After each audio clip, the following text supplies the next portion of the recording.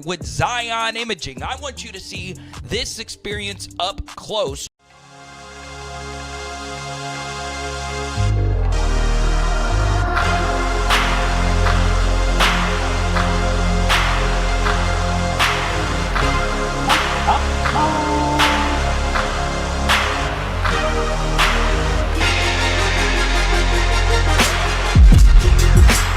Let's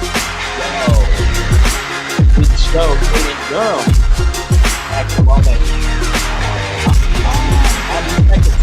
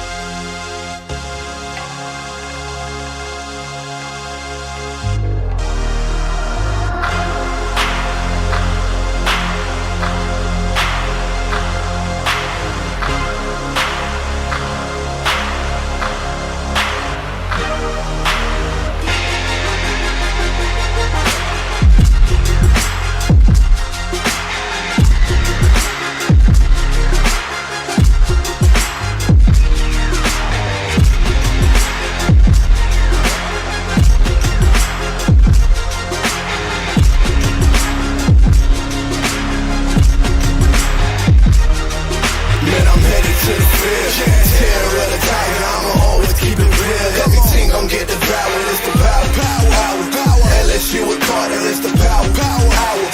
LSU with Carter, man, I'm headed to the field. Terror of the tiger, I'ma always keep it real. Every team gon' get devoured, it's the power. LSU with Carter, it's the power. LSU with Carter.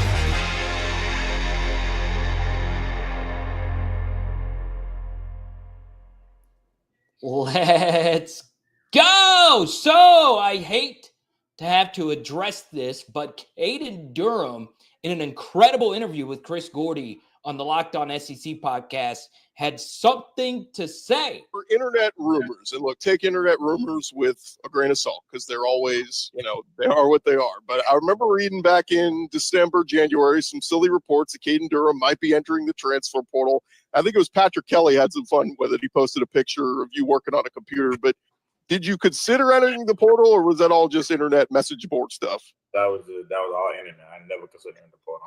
I'm locked in LSU. Well, that said, did I see you got some ink this offseason?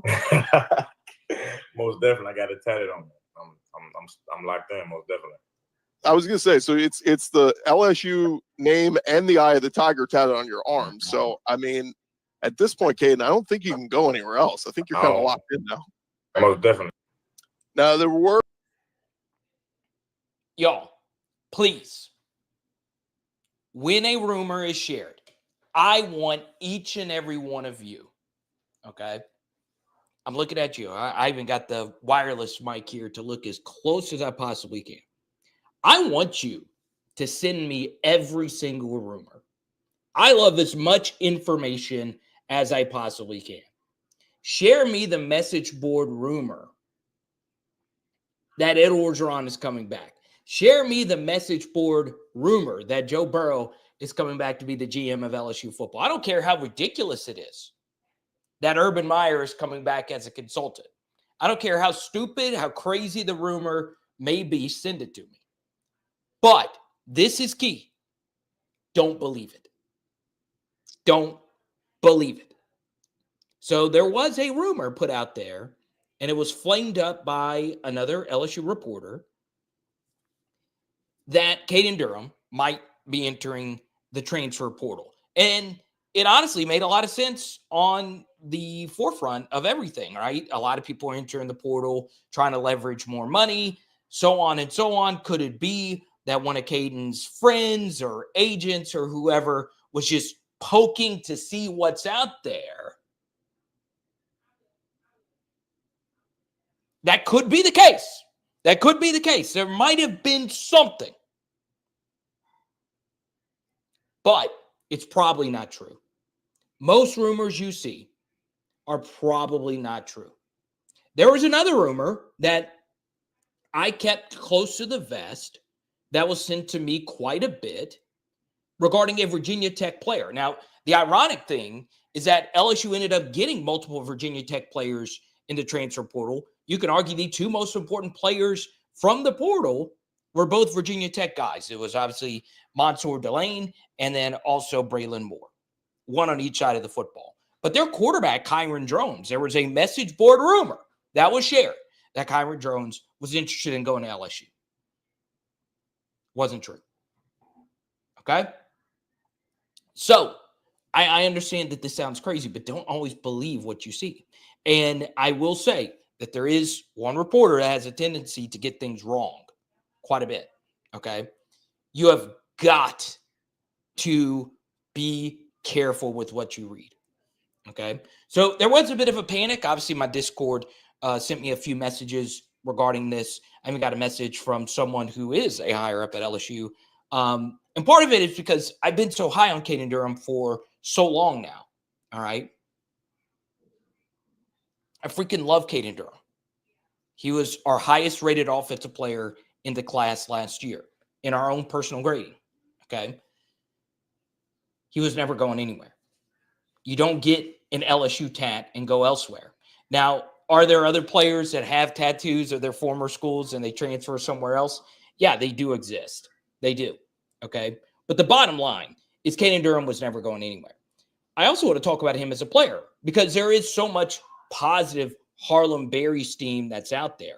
One of the good things about a wireless microphone is I can actually move around a little bit. I like to stretch my legs out. But there are quite a few people out there that think Harlem Berry is going to be the RB1 next year. Okay. I think Harlem Berry will be a contributor. He is really good. I did not think that I would love him as much as I would because he is on the smaller side. And you guys know how I like my running backs.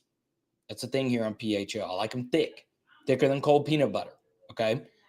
I want thick running backs, but Harlem Berry is an exception. All right. And Kaden Durham's not the biggest guy either. So as much as this is about Kaden Durham, and I highly recommend you go listen to the interview with Chris Gordy, it's more than just that. And Gordy's a friend of mine, full disclosure. We hung out quite a bit at the Super Bowl. And he actually helped get my start in broadcasting. We went to LSU together. I freaking love Chris Gordy. So go listen to the interview. But I want you to remember Caleb Jackson. All right, so Blake pressed me about Caleb Jackson yesterday, and I am still believing in Caleb Jackson. I still am, okay? Bottom line. So there you go. Type Y for yes, type in for no if you can hear me loud and clear. I think this is right when I benefited. I talked about this. I think it started coming out. Type Y for yes, type in for no if you can hear me really well. Okay. Let's go to Sam. He says Caleb is the only running back that we have that defenders would get tired of tackling. Maybe so. Actually, I do think I unplugged this on accident. Over to here. Okay. But yeah, I do believe that Caleb Jackson could be something next season for LSU. I'm not out on him totally as a prospect, but I will also say that I do think Caleb is a running back that still has his best football in front of him. I do think there was a bit of a culture shock last season with Jaden not being back there. I think part of Caleb's production last season was in garbage time, Jaden's last season, and obviously this past season, he wasn't good. He just simply wasn't good. But some of that is just poor run blocking, and some of that is just victim of a really poor circumstance. But efficiency went down, and there were opportunities last season, even in the USC game, where he could have made something happen more so than just running into a linebacker and just going down. Okay. Sam, I appreciate the super chat. Thank you so much. We won't go too long. Obviously, LSU baseball getting ready to first pitch here in a second. To Devin's point, Caleb might be a little too thick. Caleb might be in a position where he is too big. And I do think him dropping weight would probably be a good thing. Okay. He might be a little too big. So there is a scale to this. You don't want to be north of 235, right? And I feel he is around that range. But I'm still a believer in Caleb Jackson for this reason. I understand it's just practices, but there have been too many instances as a true freshman where he dominated LSU practices. And I understand, once again, it's just practice, but it is something. It is something of note, okay? So, as Jared points out, you need to be thick with 1C, okay? Jared, thank you so much for the super. We really appreciate you. Let's go to Julie. She says, how can we watch the baseball game tonight? I really don't know. I think it'll be on. I assumed it would be on ESPN. I could pull this up. Let's see. There are a few other things I want to get to before we go. Let's see. Yeah, it should be on ESPN Plus. Yeah, you're going to get it on ESPN Plus. And I will be tuning in tonight. Okay. The rumor. Chris Gordy recommended Carter for the defensive associate's position, and I accepted. Hey, Kyle Williams, I am willing to take the job for free. I'm serious. I would move my entire family to Baton Rouge on no salary and get to work immediately. I promise I can help. Hell, I'll come play. I still got 4 years of eligibility left. Jared says I'll find it on YouTube. No, they have been UL, Raging Cajun fans. They have been cancel culturing the illegal streams on YouTube. My real ones know about that. Huh? There you go. Did I get the LSU tattoo as well? No chance. I did not. Okay. Next thing. I do want to bring up the interceptions that were thrown at practice. I'm not worried about any INTs thrown at practice really at all in the spring, but in the first couple of weeks of spring in particular, I'm not worried about the INTs. I'm also not worried about the offensive line because none of it can really get sorted out until Josh Thompson gets here. But am I overall worried about the group? Yes. And one guy that is kind of flying under the radar for this LSU offensive line is Weston Davis. So the thing that concerned me just a little bit with Weston Davis last season is that he was a top 100 and in many ways a 5-star. On3 had him as a 5-star recruit. So we lost Garrett Dellinger. And one could potentially think that Weston Davis would be the first offensive lineman off the bench. The problem was he wasn't the first. He also wasn't the second, nor was he the third. Because you got to remember, Tyree Adams went out as well. So Dellinger out, Tyree Adams out. Then we got down to Paul Mabenga. And once again, Weston Davis is probably better suited for a tackle than he is an offensive guard. And Paul Mabenga is a year 2 guy, and Weston Davis was only a year 1 guy last year. But Weston Davis barely played at all. In the bowl game, Bo Bordelon got playing time over Weston Davis. And once again, he is just a true freshman. But can he take a step forward in the right direction? We've had a few top 100 offensive linemen come in and be amazing. Will Campbell, and then obviously Emory Jones, who was up and down last year. But if you get 3 years of starters experience out of an offensive tackle, you are in a really good spot. But it was tough with Lance Hurd. Lance Hurd obviously transfers, and he wasn't really that good last year at Tennessee. What about a name like an Ethan Callaway? Can someone step forth as a blue chip 4-star offensive lineman? Cohen Eccles has been very interesting. He's a name that's been brought up quite a bit to me. But one source in the LSU building feels it's probably still a year away for him. But I've also heard differently. Weston Davis, though, is a guy that really needs to cash in. Unbelievable athlete coming out of high school. The problem is that he wasn't necessarily the biggest prospect coming out.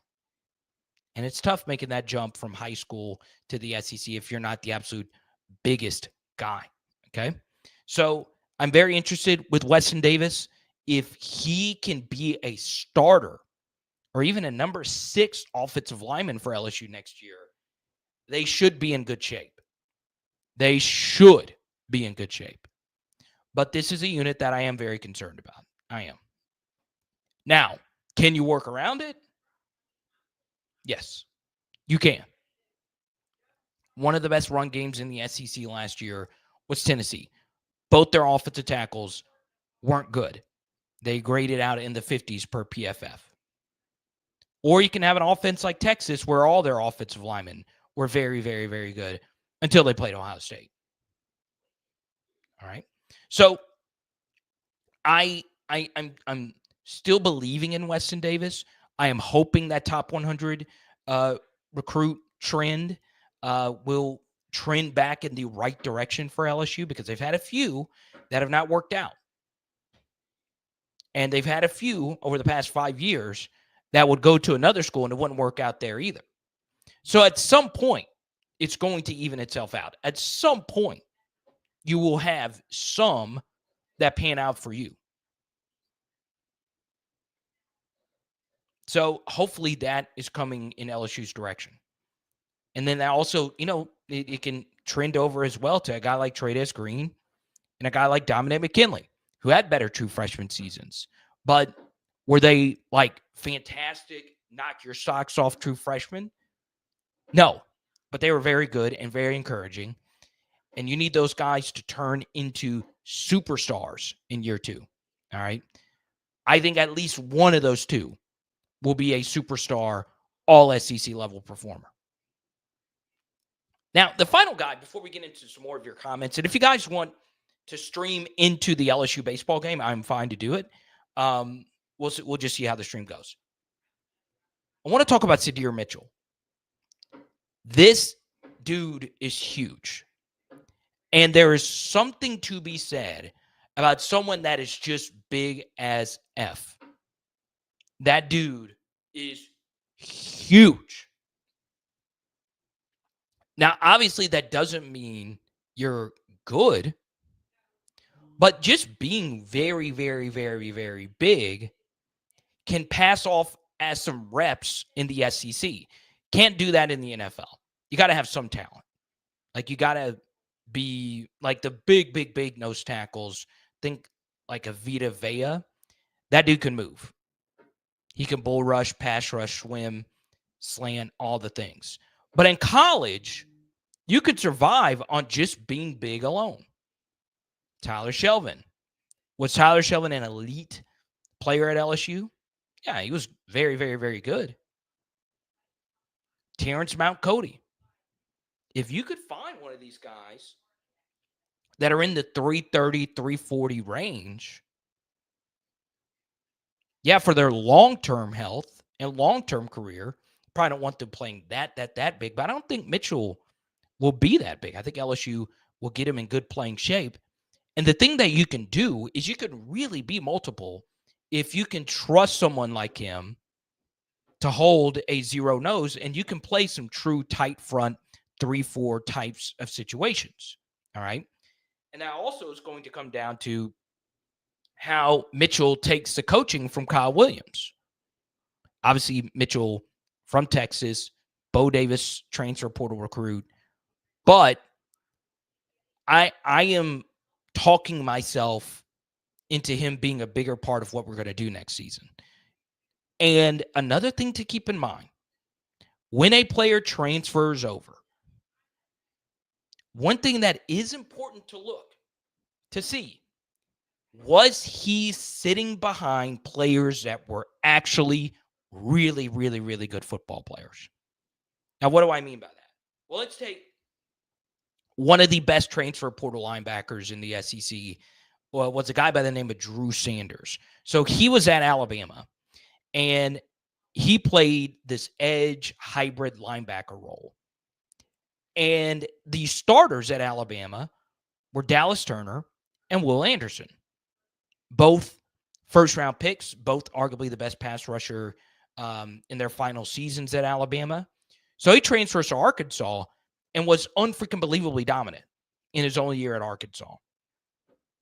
Now, did that mean he was a bad player at Alabama? No, there was traffic in front of him. Think someone like Jack Besh. Was he bad at LSU? No. He just had a lot of competition ahead of him. So I don't think Sydir Mitchell is like that level of a player of either of those two. But it made sense that he didn't play at Texas. Texas had the best defensive tackle room in the SEC last year. They were very good. And that's really saying something considering they had 2 first-round picks a year before. But after Bo Davis left, they were very, very, very good. 15 was a good player. 45 was a good player. 98 was a good player. So there was no path forward for him to play. So when someone transfers over, really look at the depth chart of where Texas was and ask yourself, how good were the guys ahead of him? Because if the guys ahead of him were very, very, very, very, very good, then it would make sense that somebody is transferring. But if the guys ahead of him weren't really that good, then it's a problem. Then you do have to worry. Because players don't want to transfer. Unless you're Caleb Downs or Walter Nolan or someone like that, where you're going to have a big market and you're going to get more money in a better situation where you can go somewhere else. Those situations are more rare than guys just moving because, well, they're not that good. But there are instances like with Sydir Mitchell where playing time was really hard. Okay? But we have not had a player of his body type since Siaki Ika, who was out of town by Ed Orgeron. All right. Now, we had big defensive tackles, yes, but Mason Smith was more of like a penetrator. Same thing with Jordan Jefferson. There's something to be said about having just a freaking load up the middle. So I'm excited. I am excited about him. He's someone that I've talked myself into. The thing that's interesting is like those aren't my favorite types of defensive tackles because I was a smaller DT. I like the nimble, smaller types that knife in and make plays. So a guy like Ahmad Bro is someone who I'm a big fan of, right? But according to LSU football, and this is their official weight, Sydir Mitchell is 6'6", 369 pounds. 369, damn girl fine. You know I love him thick, baby. So Sydir Mitchell should be pretty good next season for LSU if he gets in a little better playing shape. And look, this defensive tackle room is wide open. I would also like to see our DTs play a little bit more conservatively next season. As in, I don't want to see us just running out of gaps. I think that could be an issue. Okay. Will we be able to run 3 down in passing situations with Mitchell? No. All right. Which lends us to our next point. I want to spend a little bit more time on defensive line here tonight. But if you guys want to talk about anything else, feel free to. I do want to talk a little bit about the Nebraska transfer, Jamari Butler. He was getting some runs with the ones this past weekend. So LSU brought in 3 big-name transfer portal defensive linemen. The 2 biggest were Jack Pyburn, who was the first, and Patrick Payton, who was the second. Payton's the best. Payton's probably going to be the best of the three. If he's fully locked in and ready to go, he should be the best of the three. But that other end role is up for grabs. Jack Pyburn comes over. I like Jack a lot. I really do.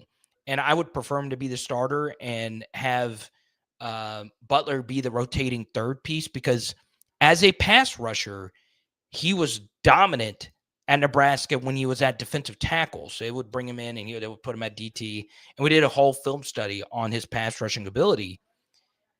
Man, he's a good player.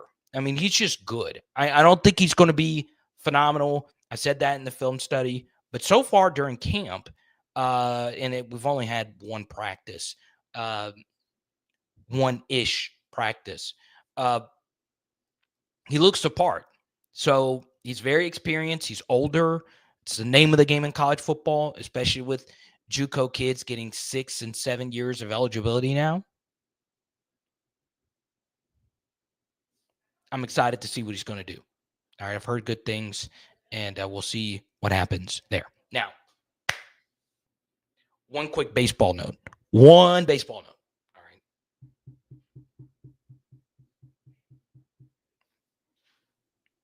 And Julie wanted to talk some LSU baseball. This is actually more of a large-scale thing, and I might have bullied a Tennessee baseball player into rewriting an announcement. You guys know I'm pro player. There's a Tennessee baseball player. I didn't even read the thing because it was impossible to read. I saw that he tweeted it out again. I don't even remember his name. It doesn't come to my mind. But there is an eligibility issue, and he thought he was going to be eligible to play for Tennessee, and they said, no, you're not going to be eligible to play for Tennessee. Okay. I will always try my best to be as pro player as I possibly can. Okay. I think it's important to be that way. But when it comes to year 6 and year 7 of eligibility, when we're getting into those conversations, that is not college sports. It is not college sports. College sports was intended for you to play 4 years. And you are already given wiggle room with a 5th year. And there is a COVID year mixed into this entire equation, whatever. Y'all, I just can't get down with siding with the player in every eligibility issue. It is a slippery slope that can get very nasty. That's why I was anti-Pavia getting an extra year. Because now we have a situation where Pavia gets this extra year, and this Tennessee baseball player is saying, hey, I need to get an extra year. Not how it works. College sports, the brilliance of college sports, is not just the rivalries. It's not just our brand loyalty. It's not just, if you're a fan of LSU football, you're likely to be a fan of all these other LSU sports, which opens up plenty of multi-billion-dollar marketing opportunities for all these other Olympic sports that wouldn't be there otherwise if it wasn't for the LSU brand, the UConn brand, and so on and so on. All those things are great about college sports. But the one thing, it's why I'm anti-expansion in every sense when it comes to any type of college sport. The thing that makes college sports great is scarcity. Scarcity is what makes college sports great. You get 4 years to prove yourself. 4 years. Sometimes you get 5. But if you just keep extending it, well, you played JUCO, so we're going to give you an extra year of Power 4. And this is coming from someone that works at the JUCO level.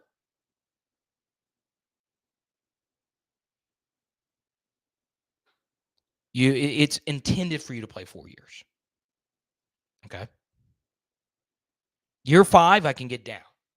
But year 6, year 7, I think 1 year of JUCO shouldn't count against your eligibility. But if you play the second year, come on. And that's obviously a case-by-case basis. But look, I'm not anti-Tennessee. Look, I have a Tennessee following on Power Hour SEC. It's probably going to blow back on me because Tennessee fans are really upset about this. I'd feel the same way if it was an LSU player. I really would. If this was an LSU player, I'd feel the same way. Okay. Now, did the kid get a raw deal? Maybe so. Once again, I don't want to read something I can barely read. But there you go. Now, final thing before we get to a few more of your comments. Super excited that a player that should have played at LSU by the name of Justin Reed is going to the Saints. Yes, the younger brother of Eric Reed signed with the New Orleans Saints today. Got paid pretty well, too. So I'm excited. The second LSU-connected safety coming from the Chiefs after a Super Bowl. Tyrann Mathieu to the Saints. Justin Reed to the Saints. Really excited. Really freaking excited about that. You're right, Devin. Miami player was like on year 10. Let's get to a few more, and then we'll go watch the baseball game. I'll put it on the screen. Hell, I don't mind. If my channel got demonetized and deleted because I was airing an LSU baseball game, so be it. But I'm not going to risk it. Free Cajunomics. Free Cajunomics.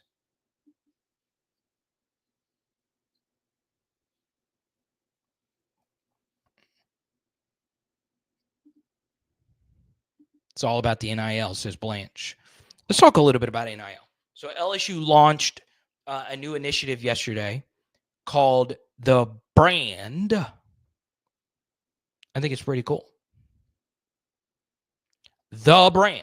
Now, everybody kind of uses The Brand. Kind of like the same way everyone uses Nation. Cornhuskers Nation. Tigers Nation. Nation. And a lot of people like to use The Brand. Obviously, Pat McAfee is probably the most famous for using that, but a lot of people use we're the brand. But is LSU really the brand? I would say so. We were talking about it a minute ago. You have athletes that are not necessarily even known for their sports in major pop culture. All right. So LSU being the brand applies. It really does. And the brand will get even bigger next season when Garrett Nussmeier wins the freaking Heisman Trophy, while his dad can't attend the Heisman Trophy ceremony because he's too busy leading Derek Carr to the Super Bowl next season. Let's go, Nuss. Let's freaking go, Garrett. Don't let him bring you down, Garrett. Let's go. Okay. But the brand initiative, I think, is pretty cool. And I think it's big because, you know, when Blanche brings up the NIL thing, man, it's hard to have somebody really care about you personally when it comes to selling a product. It's really, really, really hard. Now, there's a lot of LSU athletes that are famous. But how many of them are famous outside of LSU? There's a few. Some currently playing. Obviously, that applies to Garrett because, he got so much NFL draft buzz. That applies to Flage. That applies to Livy. But you can make a strong case that there's more LSU players and athletes that are famous outside of being associated with LSU than pretty much at any other school. But why did their brands even jumpstart? It was because they went to LSU. So I would sell that to an athlete. I really would. No, I follow Odell Beckham on Instagram. Obviously, his name is in the news. He denied the rumor, whatever. He flies around on a private jet. Do you know how hard it is to get private jet money? T-Pain, I don't know if you guys saw this. He shared how much a private jet, one flight on a private jet is worth. Not both ways. One flight. It was $126,000. That's the money Odell has. So you're an athlete, you want to wear a $600,000 watch? Go to LSU. I'm not saying you can't do that elsewhere. You can do that in Wyoming. Josh Allen proved it. But how many other Wyoming athletes have done that? Case in point. Okay.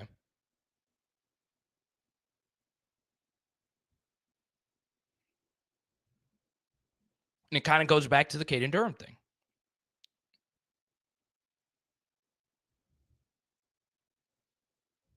Could Kaden Durham have fetched more money somewhere else? We'll never know. But the point of me leading with that story today was that he said, look, I was never leaving. He understands the situation that he's in. He is the RB1 with the LSU Tigers. It's hard to beat that. It really is. How many schools can say they're ahead of LSU when it comes to producing RBs? There's probably a good 5-ish schools that could say, hey, we're better at that than you. But you're a starter at one of them already.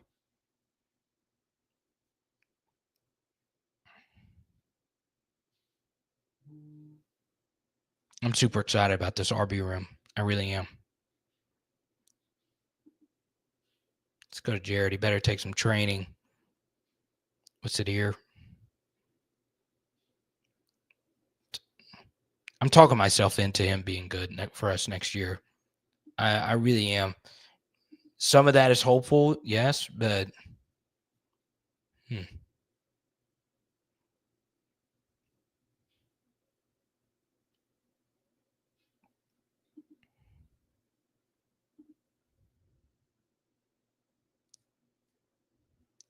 let's see.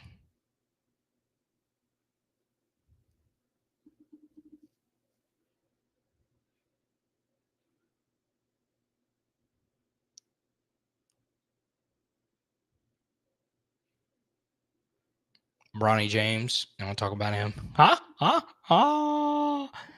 go to race. What is the last time LSU went into spring with the running back room like we have this year? 07, 11? Oh, well, that's pretty easy. We've had better running back rooms than this, but that doesn't mean that this running back room isn't great. Obviously, going into 16, it is going to be tough to beat that room. We might not ever beat that room. That was Fournette, Geis, and Darrell Williams. That's like crazy good. Well, yeah, it's really, really, really good, especially if you focus in on just their college careers.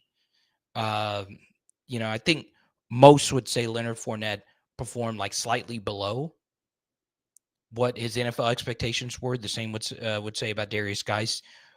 I think everyone would say Darrell Williams outperformed his NFL expectations. But all three, two of the three were good NFL running backs.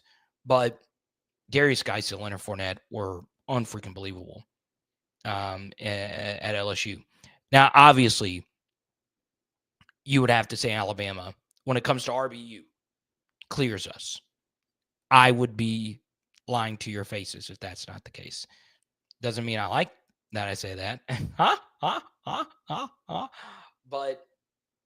come on. When Najee Harris isn't even in your top 3, probably, you're pretty damn studded. Okay. Let's see.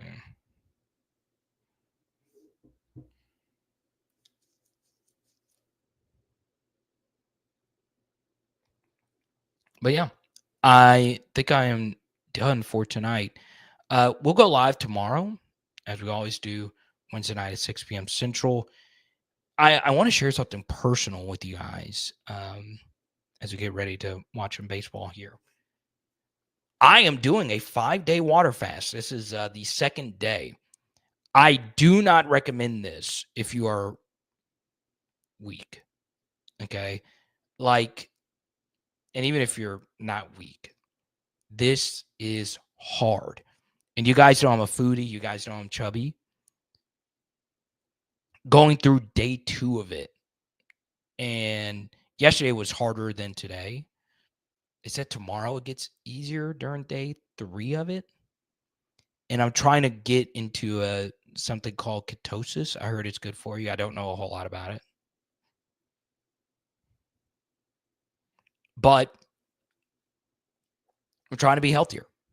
We've been talking about that some in the Discord. God, it's hard. So I've just been drinking water. And that's basically it.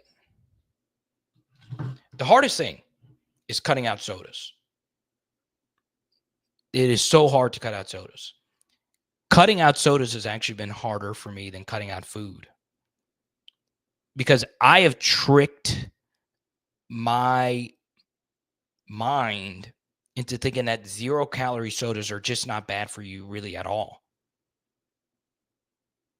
And they're not compared to like other sodas, but if you guys have any fitness tips, or if you disagree with doing a 5-day fast, my best friend did it. And I said, look, I'm going to try it. I've gone on a few 48-hour fasts or 24-hour fasts.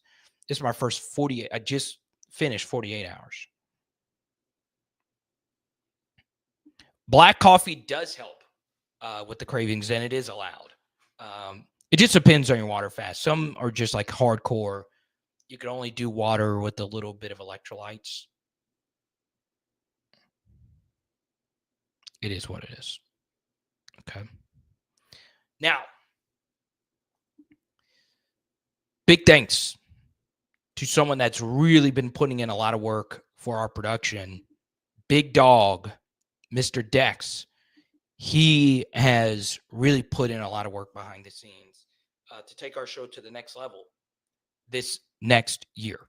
So big shout out to Big Dex, and big shout out to all of you. Don't forget Jamar Chase giveaway next year. I say next year. Next month. At the end of April, we are giving away a Jamar Chase autograph jersey. All you have to do is be signed up for the PHL Patreon. That's it. Now, this is the last thing I wanted to see. Rob says the hardest day is day 3. Oh, thanks. I thought I already gotten through the hard part. So Rob's going to think I'm in pain. But to show you I'm not in pain, I'm still going to do my show tomorrow at 6 p.m. Central. Big shout out to our partners at Zion Imaging. That's xyanimaging.com. It is. Pow, out. LSU. Boom. Monster Milam. Bear Jones. Stanfield and the whole crew. They're going to take care of business versus Xavier. Tonight, we are doing nothing. Let's go.